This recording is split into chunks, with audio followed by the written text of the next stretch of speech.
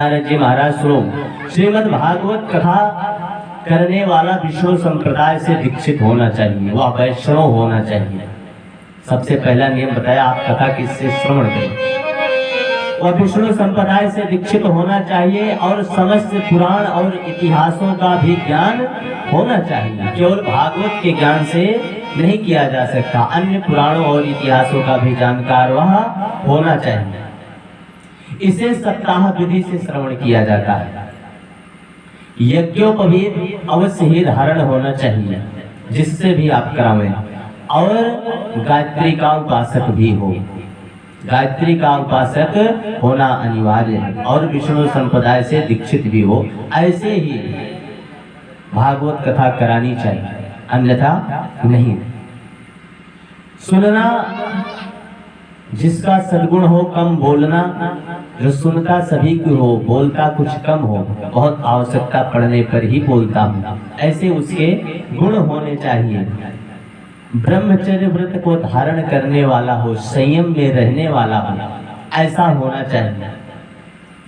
और सभी का आदर सत्कार करने वाला हो, सभी का आदर सत्कार करने वाला हो, ऐसा जो गुणवान हो, उसी के द्वारा श्रीमद् भागवत कथा करनी चाहिए।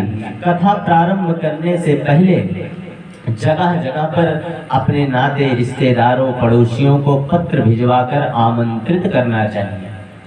भागवत कथा कहते हैं ऐसी करना चाहिए जैसे हम अपनी पुत्री का विवाह करते हैं, और जिस प्रकार से साज सजावट संगीत आदि करते हैं वैसे ही करना चाहिए।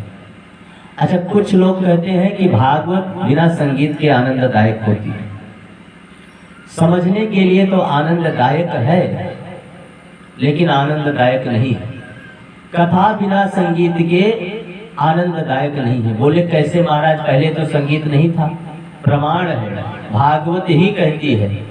जब सनत कुमार जी ने नारद जी को कथा सुनाई भक्ति और ज्ञान वैराग्य के निमित्त, उस समय भी प्रसंग के बीच में भजन कीर्तन करते थे, और जब भजन कीर्तन करते थे तो ऐसे बाजाओं की तो आवश्यकता नहीं थी, लेकिन उस समय नारद जी अपनी करताल बजाया करते थे, बीड़ा बजाया करते थे, भगवान शिव जी डमरू बजाया करते थे। ऐसे संगीत कभी होते थे।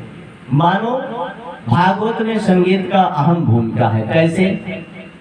जैसे भोजन में नमक का होना परम अनिवार्य है, भोजन में नमक का होना परम अनिवार्य है, लेकिन भोजन समझिए भागवत को और नमक समझिए संगीत को। लेकिन उसी भोजन में आवश्यक नमक है बहुत, लेकिन वही यदि मात्रा से अधिक हो जाए तो क्या करेंगे? बोले भोजन का स्वाद सारा बिगाड़ देगा। तो कथा में संगीत परम अनिवार्य है, कुछ मिनटों के लिए भगवान का भजन कीर्तन करने के लिए, लेकिन केवल संगीत ही हो तो वह भागवत का सारा रस बिगाड़ देता है, सारे रस को खत्म कर देता है। तो संगीत का होना अनिवार्य है, लेकिन नमक मात्र संगीत चलता रहे।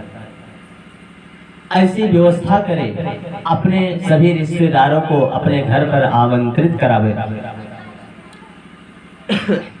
और हो सके तो इसे किसी तीर्थ में श्रवण करें। तीर्थ में इसे किसी श्रवण किया जा सकता है। यदि तीर्थ में ना कर सके, किसी नदी के तट पर करें, वहां पर भी ना कर सके, तब अपने निज निवास पर ही भगवान को आमंत्रित करे, भागवत भगवान को विराजमान करे। नियम तो बहुत बताए। बोले महाराज क्या व्रत वगैरह ही इसमें किया जाता है? बोले हाँ, व्रत किया जाता है। वैसे तो भागवत का नियम है किन्हीं किन्हीं संतों के मुख से कि केवल घी पी करके भागवत कथा को श्रवण करना चाहिए। महाराज घी पीकर नहीं हो सकता। बोले महाराज घी पीकर नहीं हो सकता तो दूध भी साथ में लीजिए, उससे भी काम नहीं चलेगा। बोले एक टाइम या दोनों टाइम आप फलाहार कीजिए। बोले महाराज उससे भी काम ना चले मान लीजिए तो? बोले आप एक समय फलाहार कीजिए, एक समय भोजन कर लीजिए। बोले महाराज उससे भी अगर काम ना चल पाए तो? बोले भैया आप दिन में मान लीजिए 2 बार खाते हैं 24 घंटा में, तो आप 4 बार खाना प्रारंभ कर दीजिए, लेकिन भगवान की कथा अवश्य ही सुनिए। यह जो ज्ञान की गंगा बह रही है, इसमें यदि हम सभी अभी डुबकी न लगा पाए तो जीवन में फिर यह अवसर कब किसको प्रदान हो यह कोई नहीं जानता। ऐसा अवसर जब भगवान नारायण की विशेष कृपा होती है तभी प्राप्त होता है। गोस्वामी तुलसीदास जी महाराज ने भी वर्णन किया कि जब भगवान श्री राम की कृपा विशेष रूप से हमारे ऊपर होती है कि जब द्रवहि दीन दयाल राघव, जब द्रवहि दीन दयाल राघव साधु संगति पाई। जब परमात्मा की विशेष कृपा होती है तभी यह सत्संग कथा हमें प्राप्त होती है। किसी ने कहा है हम भागवत कथा सुनते हैं तो इसका फल क्या? तो सर्वप्रथम किसी संत ने बड़ा सुंदर उत्तर दिया कि हम जितने जन्म लेते हैं और उन जन्मों में जितने ही हम पुण्य कर्म करते हैं, जितने हम पुण्य कर्म करते हैं वही तो फल के रूप में हमें भागवत की कथा या राम कथा श्रवण करने का अवसर प्राप्त होता है। जीवन के समस्त पुण्यों का फल ही तो यह भागवत कथा है। फिर इसका फल क्या?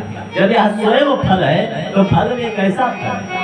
हमने आज तक जो कर्म किया है वह उसी का फल है जो हमें यह भागवत भगवान श्रवण करने को प्राप्त हो रहा है। फिर इसका क्या फल? लेकिन फिर भी संत ने कहा कि इसका बहुत बड़ा फल है।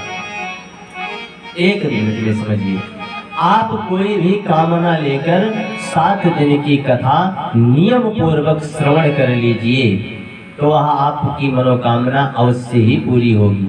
बशर्ते शर्त इसमें इतनी है कि वह कामना किसी को कष्ट देने के लिए ना हो, तो वह अवश्य ही पूरी होगी। और इससे बड़ा फल क्या कहा जाए? नियम से धारण किया जाए, श्रवण किया जाए तो यह हमें मुक्ति के मार्ग तक ले जाती है।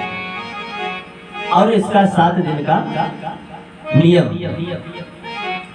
और मानिए कि इसी 18,000 श्लोकों की यह जो संहिता है, इसी में व्यास जी ने सारे इतिहासों पुराणों को पिरो दिया है। मानो किसी छोटे से गागर में बड़े से सागर को लाकर भर दिया कि लीलाएं परम रसीली है, भक्तों का भाव उजागर है। लीलाएं परम रसीली है, भक्तों का भाव उजागर है। लीलाएं परम रसीली है, भक्तों का भाव उजागर है। लीलाएं परम रसीली है, भक्तों का भाव उजागर है। हम इतना ही कह सकते हैं, इतना ही कह सकते हैं, यहाँ गागर में ही सागर है। हम इतना ही कह सकते हैं, यहाँ गागर में ही सागर है।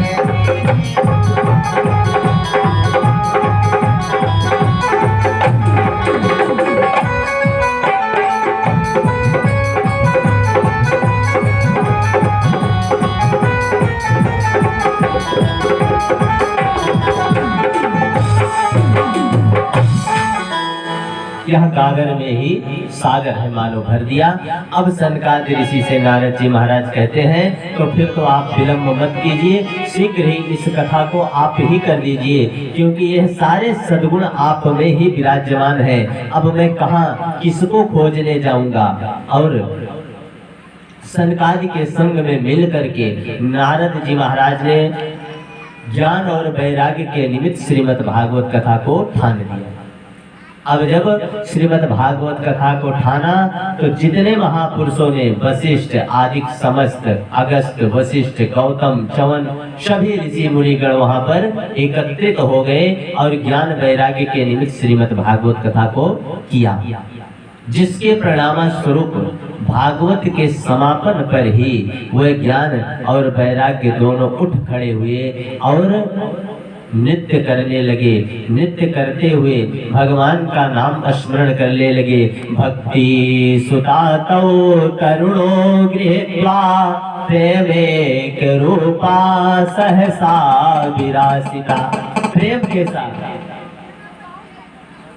भक्ति सुता, भक्ति के दोनों पुत्र सुता तो तरुणों गृहीत्वा, तरुण हो गए, युवा अवस्था को प्राप्त हुए, अपनी अचेतना को त्यागा और प्रेम एक रूपा सहसा विरासित, सहसा ही उठ के खड़े हो गए और प्रेम में मग्न होकर के क्या किए, श्री कृष्ण गोविंद हरे मुरारे नाथे नामान मुहुर्वदन्ति, श्री कृष्ण गोविंद हरे मुरारे नाथे नामान मुहुर्वदन्ति। श्री कृष्ण गोविंद हरे मुरारे आदि नामों से भगवान की संकीर्तन करने लगे। तो आज हम सभी को यह अवसर प्राप्त हुआ है, आइए हम भी इसी अवसर पर भगवान का नाम स्मरण करते हैं। तालियों के साथ सभी लोग मिलकर गाइएगा। क्या? अरे मार लो डुबकी, मार लो डुबकी, मार लो डुबकी, मार लो डुबकी, इसमें अरे बहती गंगा नाम की, और अरे फिर भी ना स्नान किया तो ये माया किस काम की, फिर भी ना स्नान किया तो ये माया किस नाम की। मार लो डुबकी,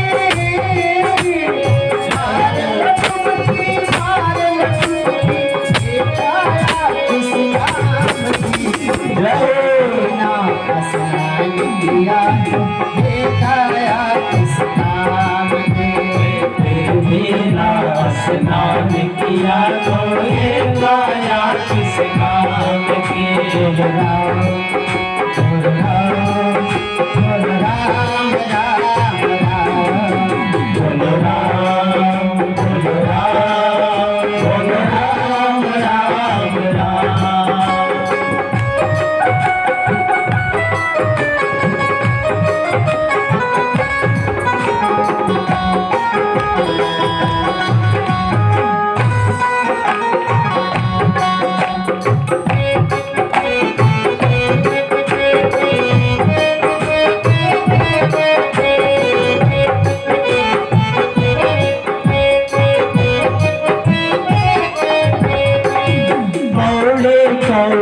माया छोड़ी, क्या कहता है मनुष्य माया के चक्कर में?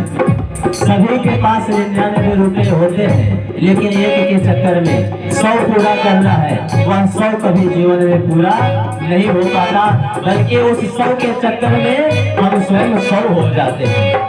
इसलिए